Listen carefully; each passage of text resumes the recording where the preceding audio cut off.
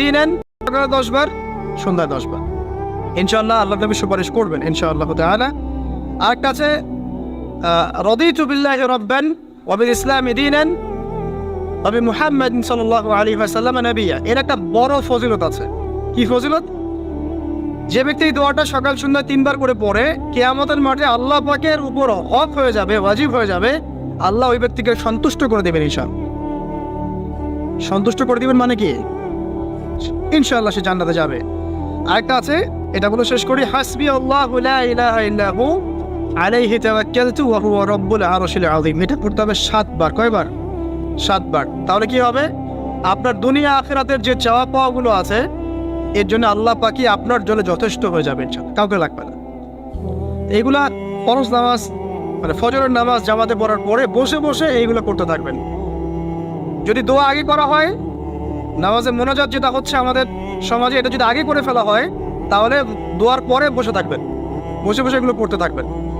যদি পারেন ইশরাকের নামাজটা পড়ে মসজিদ থেকে বের হতে পারেন।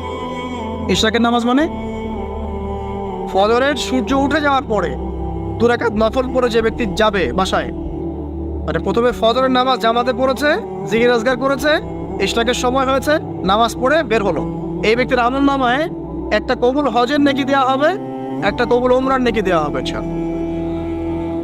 এগুলো খুবই সহজে আমল করা যায়।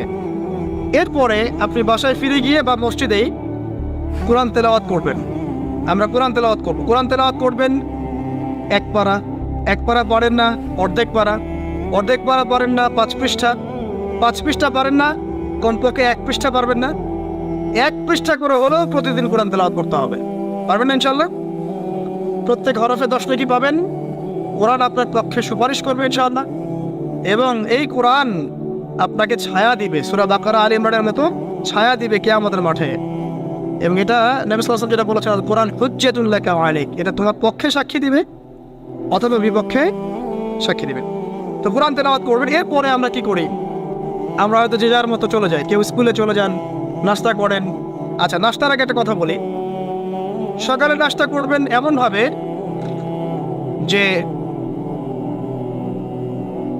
এখনকার ডক্টররাও বলেন এই কথাটা, সকালবেলা একটু বেশি খেতে হয়, সকালবেলা একটু বেশি হেভি ফুড নিতে হয়, দুপুরে তার চেয়ে একটু কম, রাতে আরও কম। আর আমাদের তো উল্টা, কিন্তু সকালে অল্প একটু, দুপুরে একদম বিশাল, রাতের বেলা আরও বিশাল, নাকি? তো নিয়মটা হচ্ছে এই যে সকালে খেতে হয় বেশি, সারাদিন আপনাকে কাজ করতে হবে, সকালে আপনাকে বেশি হাইজেনিক ভালো ফুড খেতে হবে, দুপুরে তার চেয়ে একটু কম, আর রাতে তার চাইতে কম। এভাবে খেতে পারলে প্রফিটিক খাওয়া হবে ইনশাল্লাহ। আর খাবার আমাদের সুন্নাহ মতো খাওয়ার দরকার নেই, নবী সাল্লাল্লাহু আলাইহি ওয়াসাল্লামের সুন্নাহ মতো খায় না। আমাদের সুন্নাহটা কেমন? আমরা 7 পেট খাই। কয় পেট? 7 পেট। যদি পেটের মধ্যে কিছু জায়গা ফাঁকা থাকে, সেটাও কিছু মিষ্টি দিয়ে ঢুকায় 7 পেটে ভর্তি করতে হবে। এটা চ্যালেঞ্জ, পেটটা ভর্তি করতে হবে। আর নবী সাল্লাল্লাহু আলাইহি ওয়াসাল্লাম খেতেন এভাবে যে পেটটাকে 3 ভাগ করতেন। 1 ভাগ খাবার খেতেন, 1 ভাগ তিনি পানীয় পান করতেন, আর 1 ভাগটা ফাঁকা রাখতেন। এবং আপনি কোনো অন্যায় করেননি, আপনি